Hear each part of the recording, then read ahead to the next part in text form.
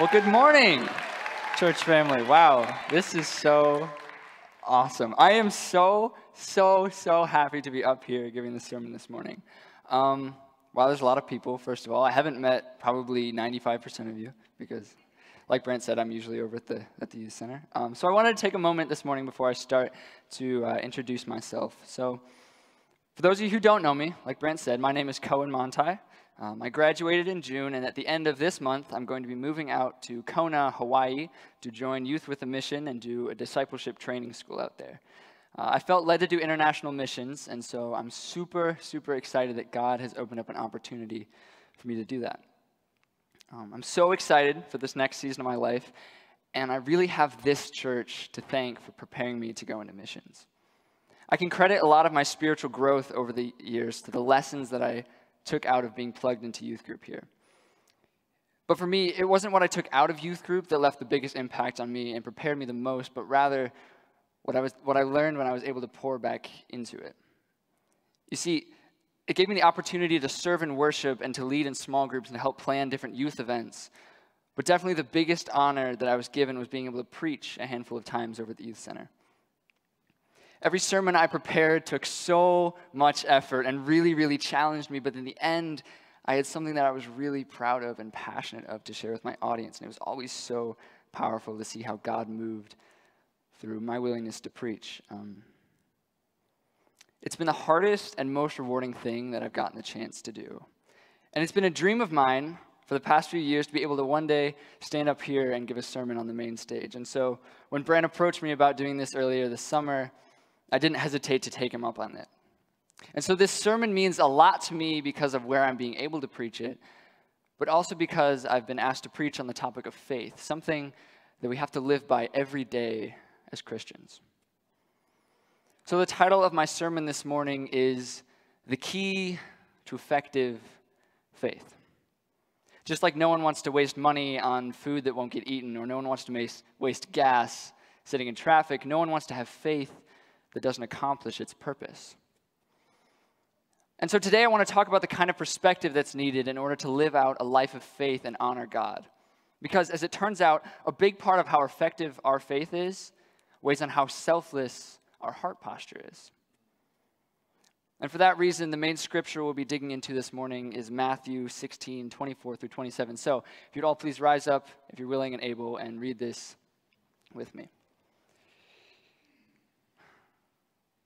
Then Jesus said to his disciples, "Whoever wants to be my disciple must deny themselves and take up their cross and follow me. What good will it be for someone to gain the whole world and yet forfeit their soul?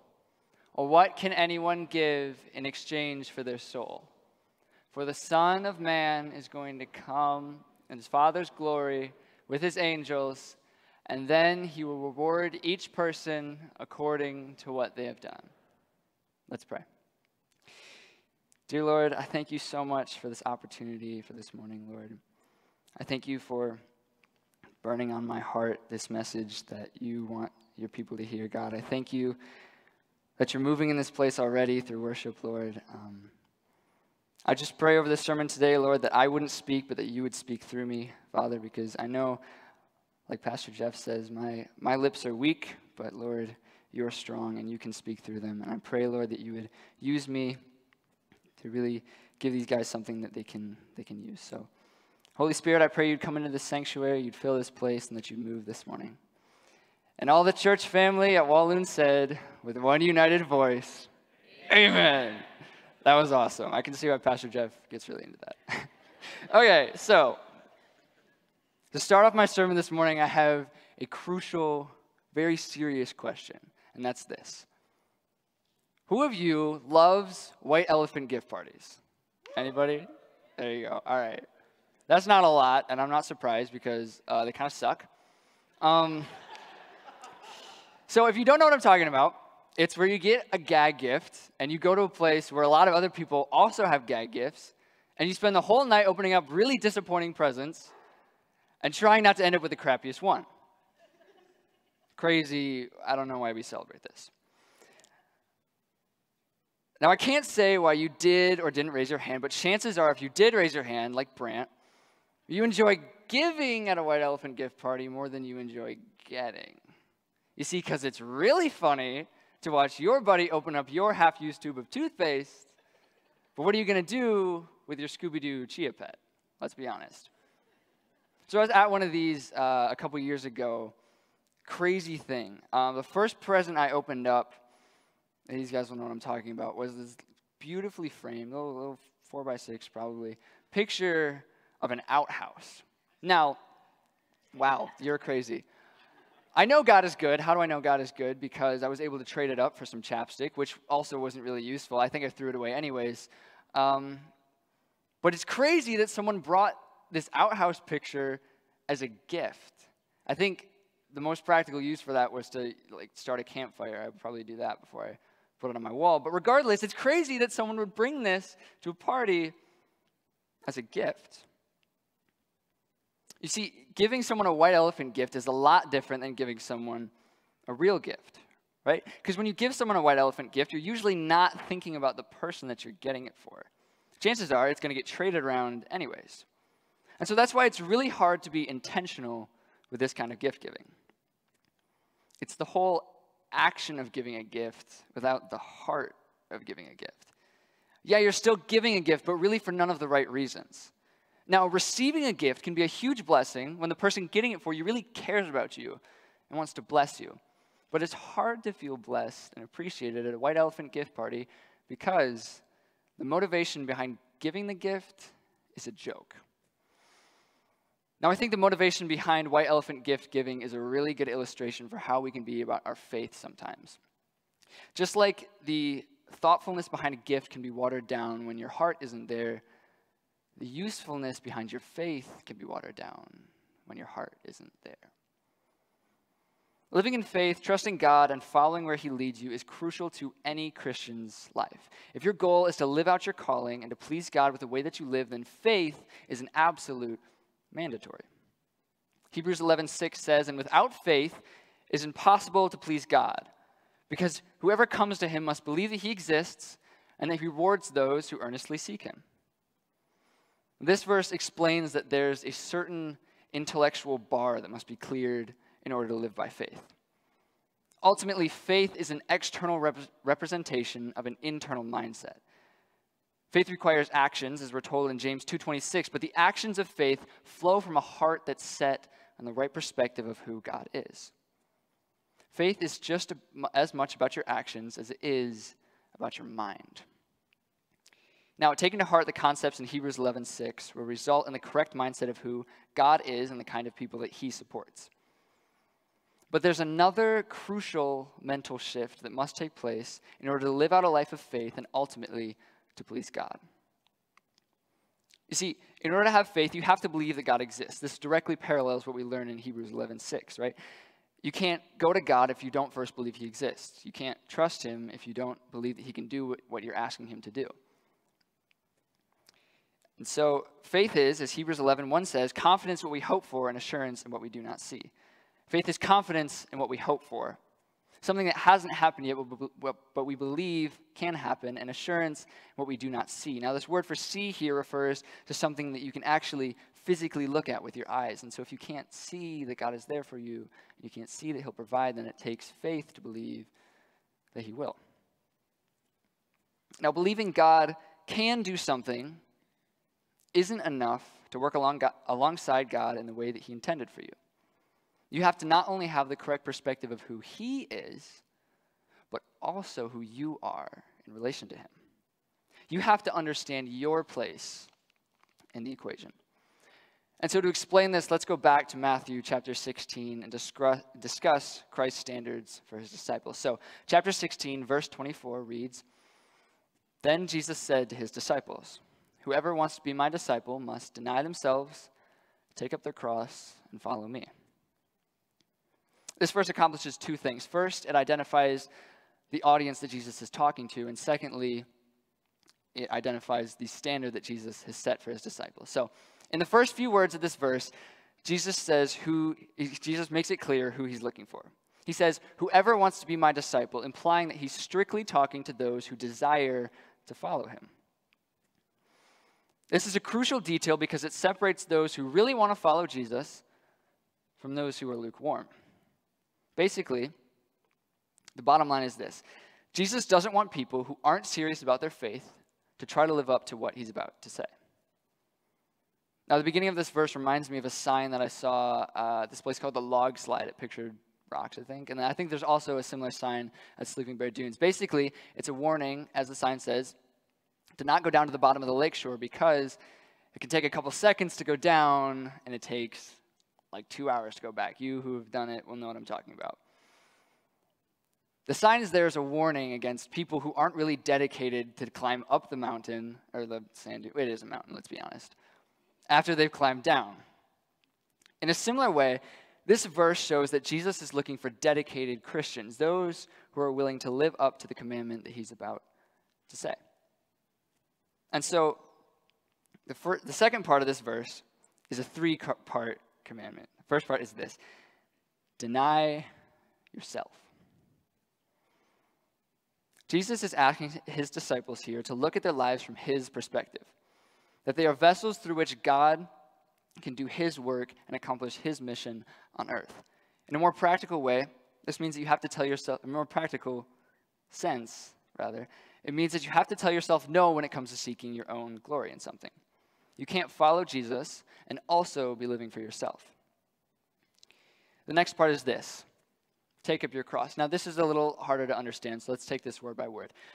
Word by word. So the phrase for take up here can also be used to mean raise up or lift up or elevate. Essentially, it's used to mean placing something, in this case your cross, above yourself. Now, the word for cross here is the same word that's used to describe the cross that Jesus was crucified on. But again, he's not talking about a physical, literal cross, but rather what the cross represents. The cross was Jesus' will playing out in the life of his son. And so, essentially, Jesus is saying by take up your cross, he means to place God's will above yourself and your own life and your own desires.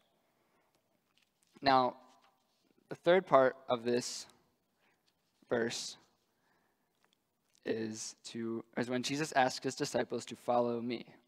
This is the actual physical action step of this commandment. The first two parts are preparations for the third part. You see, there's a very logical order here. If you don't first deny yourself and put God's will above your own life, then you aren't going to be able to follow him. The first two steps prepare the disciple for an actual life of ministry. Now, this commandment as a whole is all about one thing: laying down your life for the sake of the gospel. Jesus makes that pretty clear. Now, unfortunately, the New Koehn translation has not been written yet, but if I were to paraphrase this verse, it would go something like this: the kind of people that are serious about following Jesus also have to be serious about the direction that he's headed and accomplishing the things that he wants to accomplish. So there's a lot of truth in the content of this verse, but the message, I think, really goes deeper than that. There's a lot we can take out about how the verse is structured as well. Notice how Jesus puts follow me after deny yourself and take up your cross. Now, I can't know for sure why Jesus did this, but I can make some guesses. Maybe one reason is that this verse is meant to be followed in order. Step 1 is to deny yourself. Step 2 is to take up your cross, and step 3 is to follow Jesus. Here's why I think that. No one would follow Jesus if they didn't first have the mindset of someone who desires to follow him. The first two steps are intended to reshape your perspective. You can only live out the third step once you have that right. If you see God as the main character of your life and that you're only his servant who exists to worship him, then you'll live differently. The life of a disciple is the life of laying down their own will and humbling themselves before the Father's will because they understand that they exist to further the kingdom for the sake of their king. The true disciple doesn't live every day on earth for their own selfish reasons. You cannot be faithful and selfish and also, you cannot be selfish and also be faithful. That's the point I'm getting to here. So the rest of this passage in Matthew 16 continues to build on a lot of the same themes as we discussed in the first verse. The next two verses, Matthew 16:25 through 26, read, "For whoever wants to save their life will lose it. But whoever loses their life for me will find it.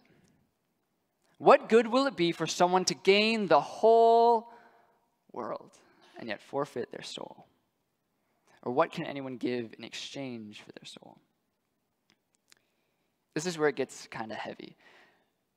In this part of the passage, Jesus is discussing the reward for following his commandment and the consequence for ignoring it. Again, Jesus is saying that his disciples have to be living their lives for a greater calling than their own glory. Jesus is saying that being selfish in the end will cost you your life. There's no way that you can live a life honoring yourself and also walk away with your soul. And even if you could get everything, even if you do get everything that you could possibly desire in a life living for yourself, you cannot walk away with your soul. You can't turn around at the end of a wasted life and ask to trade in all of your worldly wealth for a second chance at eternal life. Once you've spent it, unfortunately, you spent it. And the last verse, in my opinion, is the scariest, but also the most hopeful. It reads, "For the Son of Man is going to come in the Father's glory with his angels, and he will reward each person according to what they've done." Jesus will come back. A time will come when Jesus will judge the actions of his people. And those who live for themselves and those who live for God will both reap what they sowed.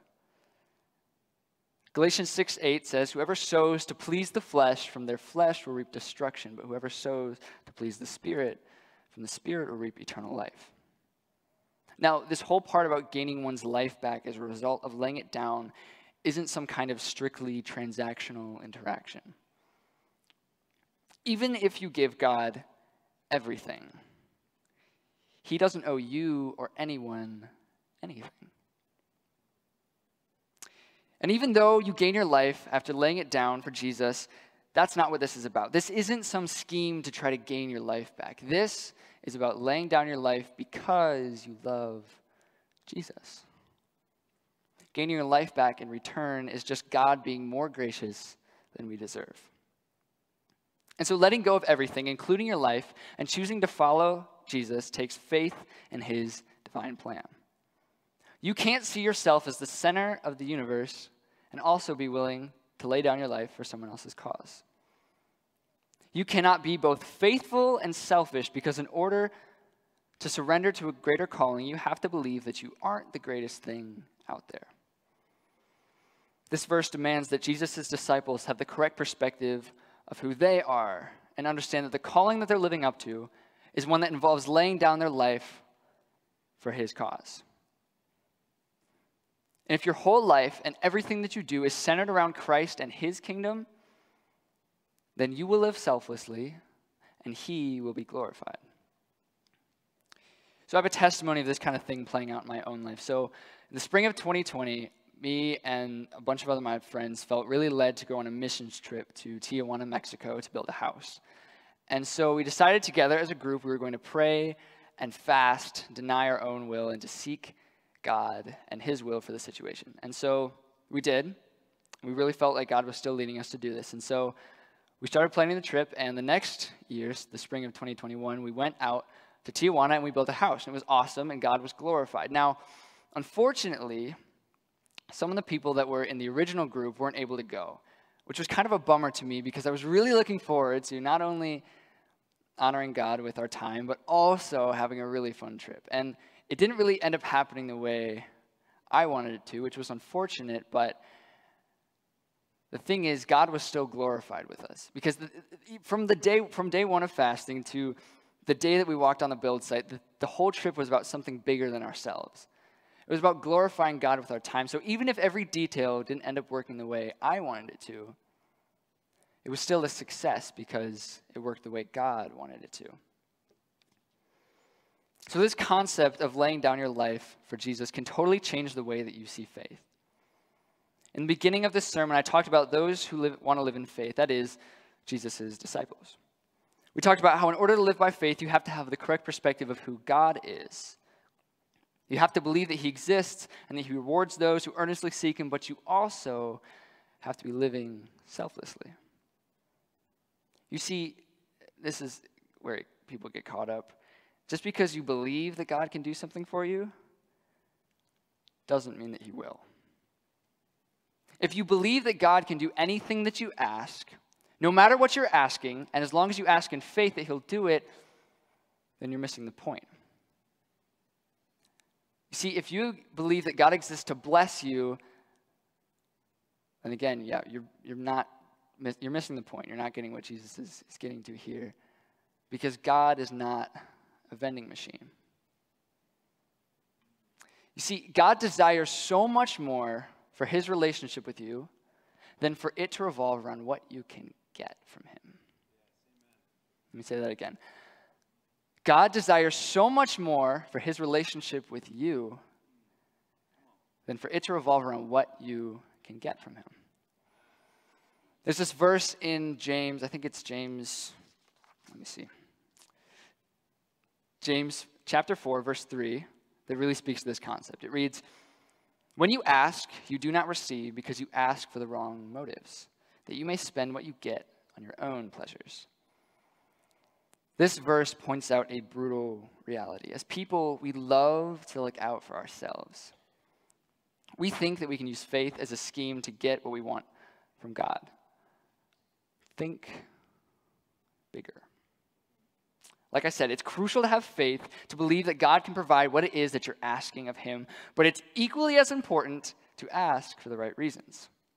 Now, what James doesn't say is you don't receive because you don't think that God can give you what it is that you're asking of him. Guys, it's crucial to trust that God is who he says he is. Faith is built on trusting the character of God. But just believing that God can do something for you doesn't mean that he will. You have to have a posture of selflessness. Jesus is looking for disciples that will ask because they want to grow his Father's kingdom. And if your life really isn't about yourself and gaining the most for yourself and gaining the most worldly wealth, then when you ask God to help you, you're asking that he advance his kingdom through you. Don't get me wrong. God absolutely wants to bless you. And he really, really, really wants to work through you. But he has a perspective that's higher than our own. He wants to bless you in order to help you do the thing that he created you to do. He sees what you don't see. God wants to partner alongside you as you grow in relationship with him and not as you seek your own glory. See, just as a side note, this is why the prosperity gospel doesn't make any sense. Prayer doesn't equal wealth. Some dude that believes that God can bless him, that God exists to give him stuff, is totally off. Now, it's great that they believe that God can, but again, if they're asking out of their own selfish gain, then deep down inside, they believe that God exists to serve them, not the other way around. And so God can't work with people who have big faith and bad motives, but on the flip side, and this is where it gets good, God absolutely can work through someone with a small amount of faith and the right motives. Let me explain. So to preface this concept, let's go back to Matthew, or I guess we're going ahead because we were in Matthew 16 before. Matthew 17:20. So this is a verse that comes right after the disciples are unable to drive out a demon. Something, interestingly enough, that Jesus had given them authority to do 7 chapters earlier. And so this is kind of an embarrassing moment for the disciples. And after they're unable to drive out this demon, they go to Jesus and they ask him why they weren't able to do it. And he says, "Because you have so little faith. Truly I tell you, if you have faith as small as a mustard seed, you can say to this mountain, 'Move from here to there,' and it'll move. Nothing will be impossible for you." Here's what Jesus is talking about. If you believe nothing else about God except that he exists, that he rewards those who seek him, and that he has the power to do the thing that you're asking him to do, and you ask out of a selfless heart that he may further the kingdom of God if he grants your request, then Jesus can work through you. Your faith doesn't make God any stronger or more capable than he already is. And even though he has the ability to work on his own, he chooses to partner with his creation to accomplish his goals. The problem has never been that we don't serve a powerful enough God. The problem is that we don't have a humble enough heart posture. So let me, okay, so where am I getting to here? Brett, you distracted me. You kind of suck, dude. And so let me invite you this morning to take some weight off your shoulders. You don't actually move any mountains. That's God's job. Your job is to trust that he can and ask for the sake of his kingdom. Meaning, again, if you're asking for your own selfish gain, then don't be surprised if God doesn't move. Here's what I'm getting to. If your relationship with God is about getting stuff, then it doesn't matter how strong your faith is or how much you believe that God can move through you because you're still out of line. On the flip side, if your life is about accomplishing God's will for you, then even if your faith is weak, God can still work through you. So this verse about a mustard seed and moving a mountain, unfortunately, isn't actually about moving mountains. God absolutely can move mountains. He has the authority over them, as it says in Psalm 97:4, but chances are that's not really what he's asking you to do. Jesus is making a point here that for genuine faith, for the right reasons, God can do anything that you ask. Practically speaking, this doesn't include moving mountains. But there is definitely something in your life that you need faith for. Chances are you're in one or both of these boats. Either God is asking you to do something, and you have to have faith for it, or you're asking God to do something that requires you having faith. See, if you're in the first boat and God is calling you to do something that requires having faith, I'd ask you to consider the kingdom that you're living for. Maybe you're thinking, how on earth am I going to hold on to my finances and my relationships when it comes at the cost of my relationship with God? I know it's hard, and I'm sure you all have had times in your life where you feel this. It's hard to really let go of you and your own desires when there's things that you really care about, that you feel like standing between you and obedience. So last week, Pastor Jeff gave some homework, and I want to give the same homework today. It was to read Matthew chapter 6, I think it's 20. Anyway, it's the verse or the passage in the Bible and from the Sermon on the Mount where Jesus is telling people that there really is no reason to worry. I want you to read this part with the perspective in mind that Jesus requires his disciples to live for a bigger calling, a greater purpose than their own glory. I think you'll find that the passage makes a lot more sense when you keep that in mind. There's only two kingdoms that you can live for. Either you're living for your own glory or you're living for God's glory. As Galatians 6:8 says, those who sow to please the flesh, from the flesh will reap destruction, but those who sow to please the Spirit, from the Spirit will reap eternal life. And so this morning I plead with you, brothers and sisters, to take God at his word. You don't have to tell God about the thing that stands between you and obeying him. He actually already knew about that before he called you. Here's the bottom line. It'll be impossible to let go and to trust God if you're still holding on to yourself. And if you're in the other boat and you really are asking God to move, I would, again, ask you to really get to the heart of why it is that you want God to move. If you think you might be guilty of praying for your own selfish benefit, then really think about each prayer before you go. Think about each thing that you're asking God to do before you go to him in prayer. You know, I find myself praying for my own selfish benefit when I pray the same prayer every day. Sometimes I'll wake up and the first thing I pray is, God, I pray that you would bless me to have a good day. If that's you, I would ask that you think about why it is that you want God to bless you. Again, it's not a bad thing at all for God to bless you and work through you, but you have to be living for a higher kingdom than yourself. And if you are asking God to move, then remember that you don't have to have a lot of faith in order to come to him and ask him to provide. All you have to believe is that God exists, that he rewards those who earnestly seek him, and that he can do the thing that you're asking him to do. And hold on tight to that. So then, when he does come through, you can think back on that time. The next time that you need faith, you can think back to the testimony of when God did provide for you. And if you're in this boat, don't be intimidated by those around you with big faith. Rather, look at their lives as a testimony of God's goodness. Remember that the same God that came through for them can also come through for you. And so, where are we? 1 second.